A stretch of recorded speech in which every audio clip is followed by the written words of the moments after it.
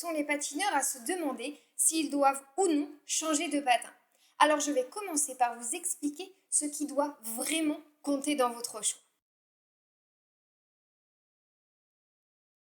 Le premier critère est celui du niveau. En fonction de votre niveau et ce dont vous allez faire et essayer de faire dans l'année, voire dans les 2 ans qui arrivent, il va être très important de choisir un patin qui va vous aider à progresser et qui va vous protéger.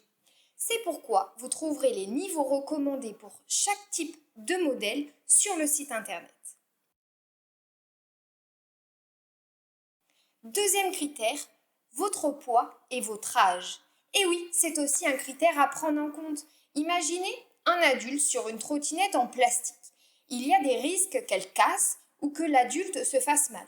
Ici, c'est exactement la même chose. Sur des débutants adultes, je conseille des bottines un peu plus rigides et des platines en aluminium au minimum.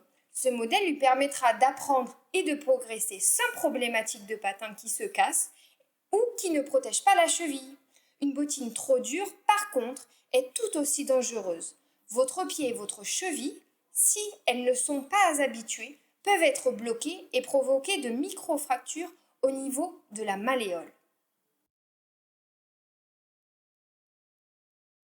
Troisième critère, celui de votre discipline. Roller artistique, danse, groupe ou inline, l'utilisation des patins est très différente en fonction de votre discipline.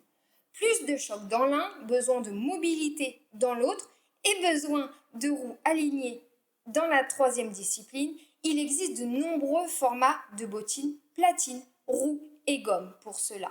Choisissez bien votre discipline avec les filtres et je vous montre dès à présent la différence entre une bottine de danse juste ici et une bottine d'artistique juste là. La première chose que l'on voit, c'est tout d'abord le coussinet à l'arrière de la bottine. Pour la danse, on a besoin pour tendre la pointe de pied. Sur la bottine artistique, on a besoin de rigidité pour retenir les sorties sur les sauts et donc nous n'avons pas ce coussinet. Le deuxième changement est au niveau de la rigidité de la bottine. Ici, on a une bottine un petit peu plus souple qui permettra de plier davantage pour les pousser notamment. Et ici, on a une bottine beaucoup plus rigide, tout simplement parce qu'elle doit réceptionner des sauts, des impacts et des chocs. Voilà la différence entre une bottine de danse et une bottine d'artistique. Le matériel est interchangeable sur tous les patins. Comme je vous le disais, il existe de nombreuses variantes en fonction des types de patineurs. Sachez que toutes les pièces sont modifiables. Si vous patinez sur du parquet ou du ciment lisse, les roues ne seront pas les mêmes. Alors n'hésitez pas à me demander. Pour cela, je vous mets dans la description la checklist pour me demander conseil.